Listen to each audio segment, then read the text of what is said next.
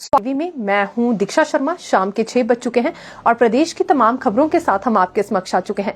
कई latest updates आज इस बुलेटिन में हम आपके साथ साझा करने वाले हैं। देखिए, विशेष तौर से नई भर्ती को लेकर जो अपडेट निकलकर सामने आई है उस बारे में भी हम आपके साथ चर्चा करेंगे, क्योंकि राज्य चयन आयोग की ओर से अब यहाँ पर आवेदन मांग लिए गए हैं। सवाल यही था कि आखिरकार भर्ती प्रक्रिया कब तक शुरू होगी। इससे पहले भी एक भर्ती को लेकर आवेदन मांगे गए थे और अब दूसरी एक और भर्ती की प्रक्रिया शुरू होने जा रही है। बारीकी से इस बारे में हम आपके साथ जानकारी साझा करेंगे। दूसरी बात हम राजनीतिक माहौल को लेकर भी करेंगे, क्योंकि देखिए लोकसभा चुनाव होने वाले हैं। इससे पहले कांग्रेस और भाजपा अपनी अपनी तैयारियों में जुटे हैं, लेकिन सवाल इस वक्त का बड़ा ये बन गया है कि जिस तरह की फीडबैक ऑब्जर्वर्स ने हाईकमान के पास दी है कि क्या यहां पर इसके बाद अब कांग्रेस प्रदेश अध्यक्ष पद पर बदलाव किया जाएगा, और ये हम क्यों कह रहे हैं, इसके बाद किस तरह के वाक्य और सामने आए हैं, ये जानकारी हम आपके साथ साझा करने वाले हैं। बागी एमएलएस पर भी अपनी बात रखेंगे, क्योंकि उत्तराखंड अब बागी एमएलएस पहुंच गए हैं और नए संकेत भी यहां पर बागी विधायकों की ओर से कुछ एक दिए गए हैं। तो ये कुछ एक जानकारियां आज हम आपके लिए लेकर आए हैं, क्योंकि अब तो डेप्यूटी सीएम मुकेश अग्निहोत्री भी काफी एक्टिव नजर आ रहे हैं, एक तरह से मैदान में उतर गए हैं।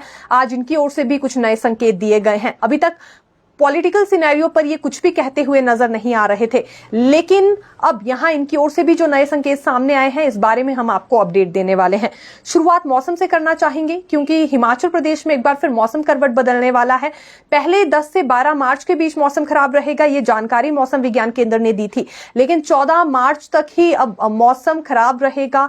पश्चिमी विक्षोभ सक्रिय होने वाले हैं और इसी के साथ साथ स्थानीय लोगों को विशेष तौर से यह हिदायत दी गई है कि बेवजह अपने घरों से बाहर ना निकले जब बारिश बर्फबारी का सिलसिला जारी हो। दरअसल आंधी तूफान को लेकर येलो अलर्ट भी जारी किया गया है। विशेष तौर से कुल्लू, लाहौल स्पीति, किन्नौर और चंबा जिले के दुर्गम क्षेत्रों में एडवाइजरी जारी की गई है कि वहां पर सबसे ज्यादा खतरा बने रहने वाला है, तो ऐसे ऊंचे क्षेत्रों में ना जाए। और बारिश बर्फबारी को लेकर जहां आसार जताए गए हैं वहां पर्यटकों को भी सावधानी बरतने के लिए कहा गया है। अगली बात हम शिवरात्रि से जुड़ी करना चाहेंगे। सभी जानते हैं कि मंडी की शिवरात्रि काफी फेमस है और अंतर्राष्ट्रीय स्तर पर भी मनाई जाती है। आज इसका शुभारंभ करने के लिए मुख्यमंत्री सुक्खू वहां पर पहुंचे थे।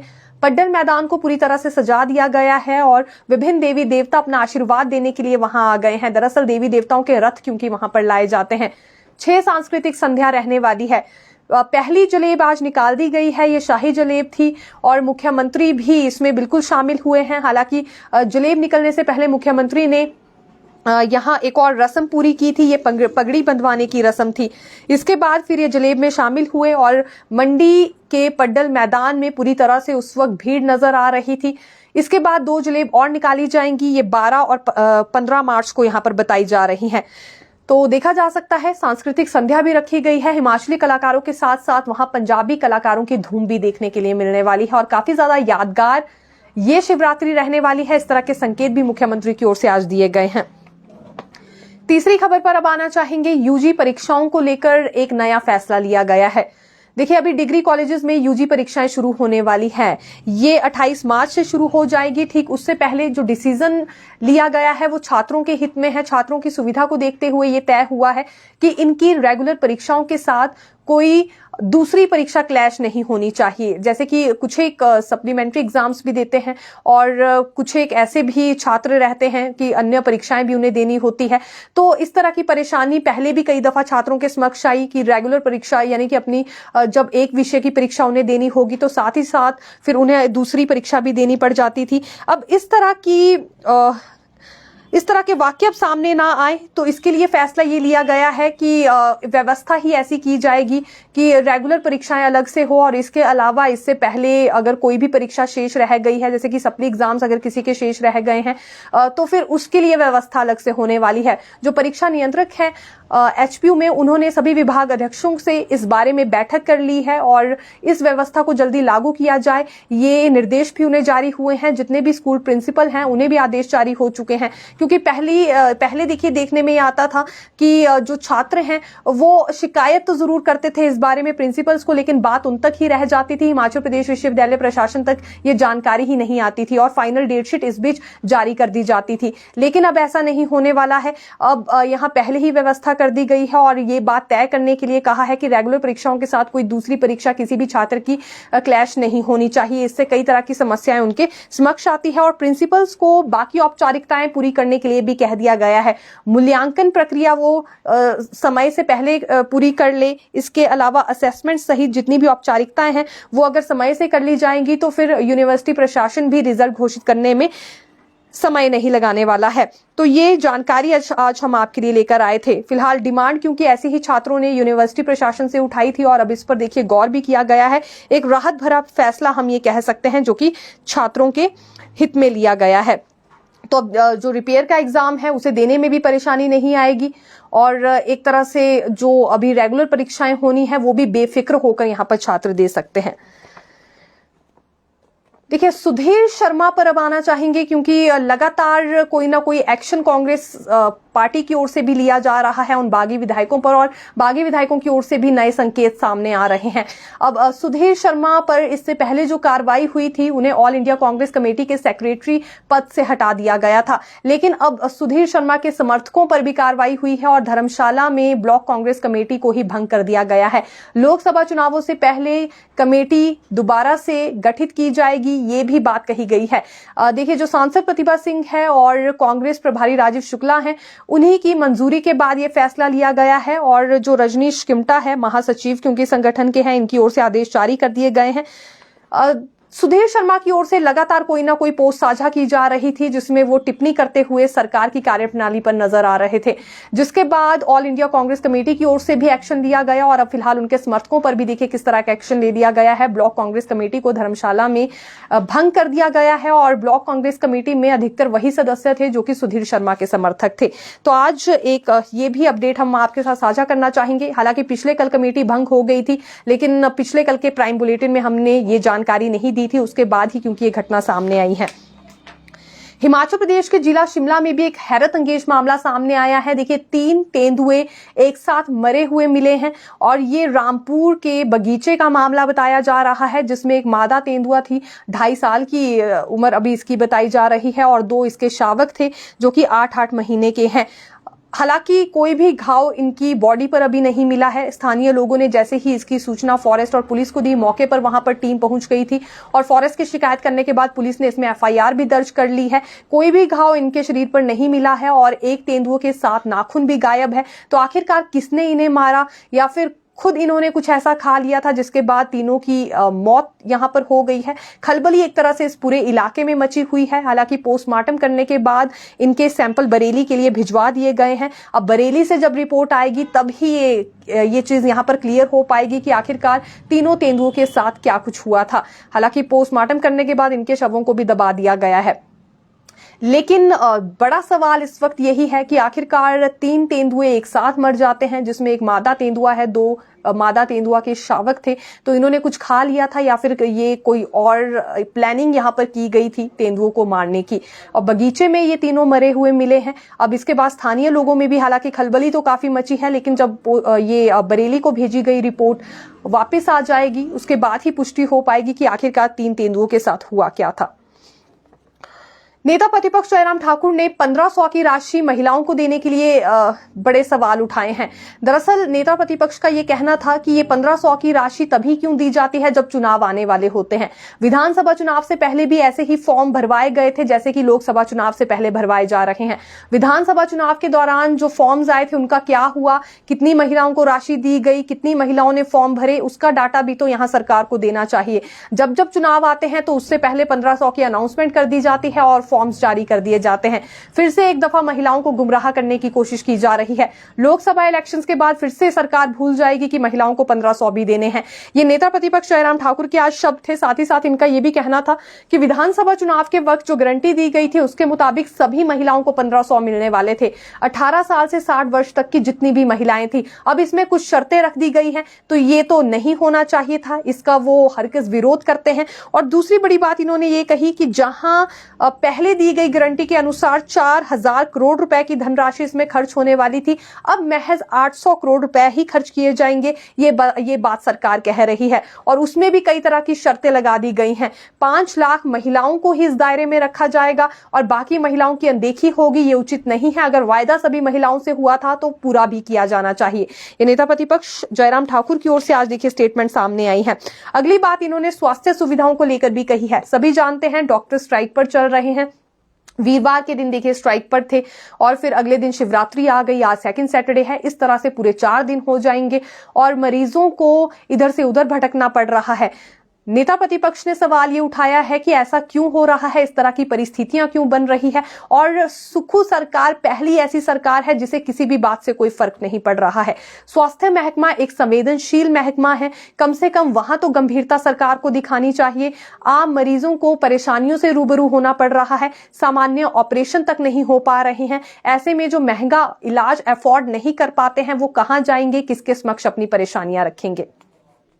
तो ये कुछ एक बातें आज इनकी ओर से रखी गई है और हिदायत भी इन्होंने दी है कि जल्द से जल्द सरकार को डॉक्टर्स को वार्ता के लिए बुलाना चाहिए और उनकी मांगों पर भी गौर होना चाहिए। नॉन प्रैक्टिस अलाउंस अभी तक दरअसल बहाल नहीं हो पाया है और इसी मांग को लेकर अब स्ट्राइक पर डॉक्टर्स उतर गए हैं और आने वाले समय के लिए और बड़ी रणनीति बनाएंगे, ये भी उनकी ओर से चेतावनी दे दी गई है। अभी फुल डे स्ट्राइक पर गए थे, हो सकता है अनिश्चितकालीन हड़ताल पर जाए और अगर ऐसी परिस्थितियां बनी तो फिर अस्पतालों का क्या होगा। अभी एक दिन के लिए लगभग ये 2600 के करीब डॉक्टर स्ट्राइक पर गए, तो हालात देखिए कैसे बन गए थे। मरीजों को कई परेशानियां देखनी पड़ी, कई परेशानियों का सामना करना पड़ा। अगर इस तरह का बड़ा एक्शन डॉक्टर्स ले लेते हैं तो अस्पतालों की क्या दुर्दशा हो सकती है, इस बात से हर कोई परिचित है। लेकिन क्या सरकार इस तरह की नौबत आने देगी, ये भी सवाल है, या फिर उससे पहले ही डॉक्टर्स को वार्ता के लिए बुला लिया जाएगा। देखिए डिप्टी सीएम मुकेश अग्निहोत्री भी अब तो मैदान में उतर गए हैं और उनकी धर्मपत्नी के निधन के बाद आज पहली मर्तबा उनकी ओर से पॉलिटिकली भी कोई स्टेटमेंट सामने आई है। दरअसल पर्यटन विकास निगम की ओर से शनिवार को यानी कि आज ही पालमपुर अंब के बीच पर्यटन वंदे भारत बस सेवा शुरू की गई और इसी को फ्लैग ऑफ करने के लिए डेप्यूटी सीएम मुकेश अग्निहोत्री भी वहां पहुंचे थे। एक तो संदेश इन्होंने ये दिया है कि ये बिल्कुल प्रयास कर रहे हैं कि हिमाचल प्रदेश या प्रदेश से बाहर भी जितने एयरपोर्ट्स हैं, रेलवे स्टेशन है, धार्मिक स्थल है, वहां के लिए लोगों को सुविधाएं बस की दी जाए। इसके लिए कुछ एक नए कदम उठाए गए हैं। अभी 3 नई बड़ी योजनाएं भी देखिए एक तरह से लाई गई है और एचआरटीसी में ही अभी हाल ही में 3 नए कदम उठाए गए थे, जिसमें एक तो एयरपोर्ट के लिए टेम्पो ट्रैवलर शुरू कर दी गई है, ऑनलाइन पासेस अब छात्रों को दिए जा रहे हैं और तीसरी बात कैशलेस सिस्टम अब एचआरटीसी बसेस में किया जा रहा है। इसके अलावा धार्मिक स्थलों तक भी एचआरटीसी बसेस को पहुंचाने का सिलसिला अब शुरू हो रहा है। तो कई नए कदम उठाए जा रहे हैं, नई योजनाएं भी अब लाई जा रही हैं एचआरटीसी में। आगे भी सरकार इसी तरह से प्रयासरत रहने वाली है। अब पॉलिटिकली देखिए इनकी ओर से क्या कुछ कहा गया अभी, क्योंकि वर्तमान में जो पॉलिटिकल सिनेरियो चल रहा है उस पर डेप्यूटी सीएम मुकेश अग्निहोत्री का ये कहना है कि हिमाचल प्रदेश की जनता ने एक टिकाऊ मजबूत पार्टी को अपने वोट दिए थे और 40 विधायकों के साथ ये जनादेश कांग्रेस पार्टी को मिला था, यानी कि 40 विधायकों की सरकार बनी थी। लेकिन जो षड्यंत्र भाजपा ने रचा है वो एक तरह से जनादेश पर हमला किया गया है और इसके लिए किसी को भी बख्शा नहीं जाएगा। इस स्थिति का कांग्रेस भी अब डटकर सामना करने वाली है। ये बात आज मुकेश अग्निहोत्री की ओर से कही गई है, जो कि हिमाचल प्रदेश के उप मुख्यमंत्री है। डटकर अब कांग्रेस सामना करेगी। जो जनादेश पर हमला हुआ है उसे सहा नहीं जाएगा और आने वाले समय के लिए अब कांग्रेस भी अपनी रणनीति तैयार करने वाली है, क्योंकि इससे पहले जो गारंटियां दी गई थी उन्हें पूरा करने का काम भी सरकार कर रही है। ये मुकेश अग्निहोत्री के आज शब्द थे। बागी विधायकों पर आना चाहेंगे, क्योंकि देखिए 27 फरवरी को इन्होंने क्रॉस वोटिंग की थी और उसके बाद फिर 28 फरवरी को ये विधानसभा आए थे सीआरपीएफ की सिक्योरिटी में। उसके बाद से लेकर हिमाचल ही नहीं लौटे। पंचकुला के एक नामी होटल में ही इन्हें ठहराया गया था भाजपा की ओर से। अब लग रहा था कि शायद हिमाचल लौटेंगे, लेकिन ऐसा बिल्कुल नहीं हुआ। पंचकुला के इस होटल से इन्हें उत्तराखंड ले जाया गया है और उत्तराखंड में भाजपा के कुछ वरिष्ठ नेताओं से भी इन्होंने मुलाकात की है। देखिए, जो भी अयोग्य घोषित 6 विधायक हैं, साथ ही इनके 3 निर्दलीय विधायक भी हैं, ये उत्तराखंड के ऋषिकेश पहुंच गए। ये सभी विशेष चार्टर्ड विमान से जौलीग्रांट स्थित देहरादून हवाई अड्डे पर उतरे और यहां से किसी अज्ञात स्थान पर गए हैं। हालांकि सूत्रों के हवाले से जानकारी ये सामने आई है कि ऋषिकेश से ठीक 30 किलोमीटर की दूरी पर एक नामी होटल में इन्हें ले जाया गया है, जहां भाजपा के वरिष्ठ नेता भी इनसे मुलाकात कर रहे हैं। लेकिन देखिए, हुआ कब, अब ये इस तरह का सिनेरियो क्यों सामने आया, अचानक से इन्हें पंचकुला से उत्तराखंड क्यों ले गए? क्योंकि मुख्यमंत्री सुक्खू की ओर से ठीक 2 दिन पहले दिल्ली रवाना होने से पहले उन्होंने संकेत ये दिए थे कि कुछ एक बागी वापसी भी कर सकते हैं। उनका ये कहना था कि यदि सुबह का भूला शाम को घर वापस लौट जाए तो उसे भूला नहीं कहते, जिसके बाद अटकलें ये लगाई जा रही थी कि हो ना हो कुछ एक बागी वापस भी कांग्रेस पार्टी में अब शामिल हो सकते हैं और उन्हें माफी देने के संकेत भी यहां कई नेताओं की ओर से दिए जा रहे थे कांग्रेस में। ठीक इसके बाद देखिए, इनकी जगह ही बदल दी गई, उत्तराखंड इन्हें ले जाया गया है। हालांकि हो सकता है भाजपा की इसके पीछे कोई और रणनीति भी हो, लेकिन अभी फिलहाल यही माना जा रहा है कि भाजपा को यह डर था इनमें से कोई बागी वापस से कांग्रेस में शामिल ना हो जाए, इसलिए इन्हें पंचकुला से उठाकर अब उत्तराखंड ले जाया गया है। और उत्तराखंड में भी अब ये कितने दिनों तक रहते हैं, फिलहाल हम देखने वाले हैं। देखिए, लोकसभा चुनाव होने हैं, ठीक इससे पहले दोनों राजनीतिक दल एक्टिव हो गए हैं। नई नियुक्तियों का सिलसिला भी हालांकि इस बीच हमें कांग्रेस संगठन में और सरकार में देखने के लिए मिल रहा है। लेकिन इसी बीच जानकारी ये भी है, जो ऑब्जर्वर्स यहां भेजे गए थे कांग्रेस हाईकमान की ओर से सब कुछ ठीक करने के लिए, उन्होंने क्योंकि रिपोर्ट तैयार की थी और हाईकमान के समक्ष रखी है। रिपोर्ट में इस बात पर भी वजन दिया जा रहा है कि यहां अध्यक्ष पद पर बदलाव करना जरूरी है, क्योंकि जो मौजूदा समय में कांग्रेस प्रदेश अध्यक्ष प्रतिभा सिंह है, उन्हें लोकसभा चुनाव लड़ना है। तो अगर उन्हें चुनाव लड़ने के लिए मैदान में उतारना है तो अध्यक्ष पद पर भी फिर नई नियुक्ति करनी होगी। हालांकि अब किसे यहां पर यह नई जिम्मेदारी दी जाती है देखना होगा, क्योंकि सिफारिश ऑब्जर्वर्स ने यह की है कि जल्द से जल्द इस पद पर नियुक्ति करना जरूरी है। देखिए, अभी 4 वर्किंग प्रेसिडेंट्स लगाए गए थे प्रतिभा सिंह के साथ, ये विधानसभा चुनाव से ठीक पहले की बात है। लेकिन हर्ष महाजन, जो कि कांग्रेस को छोड़ भाजपा का हाथ थाम चुके हैं, उन्हें भी वर्किंग प्रेसिडेंट की क्योंकि कमांड दी गई थी, तो उन्होंने तो उसी वक्त भाजपा का हाथ थाम लिया था। फिर पवन काजल की बात करें तो ये भी कांग्रेस छोड़कर भाजपा में शामिल हो गए थे। तीसरी बात राजेंद्र राणा की करना चाहेंगे, इन्होंने खुद ही पद से इस्तीफा दे दिया है। और बचे फिर विनय कुमार, जिन्हें विधानसभा उपाध्यक्ष की कमान दी गई थी। तो अभी तक कोई वर्किंग प्रेसिडेंट भी नहीं बचा है। ऐसे में आसान नहीं होने वाली है ये राह कि किसे कांग्रेस प्रदेश अध्यक्ष का पद दिया जाएगा। और प्रतिभा सिंह क्या सच में लोकसभा चुनाव लड़ने वाली है, क्योंकि इस बात को लेकर प्रतिभा सिंह ने तो अभी हामी नहीं भरी है। हालांकि इतना जरूर उन्होंने कहा है कि हाईकमान जो चाहेगी वो करेंगी, लेकिन पुष्टि अभी तक इस बात को लेकर नहीं हो पाई है। तो अभी अटकलें ऐसी कुछ एक लगाई जा रही हैं और ऑब्जर्वर्स की रिपोर्ट जो कहती है उसी के मुताबिक हमने आपको ये जानकारी दी है।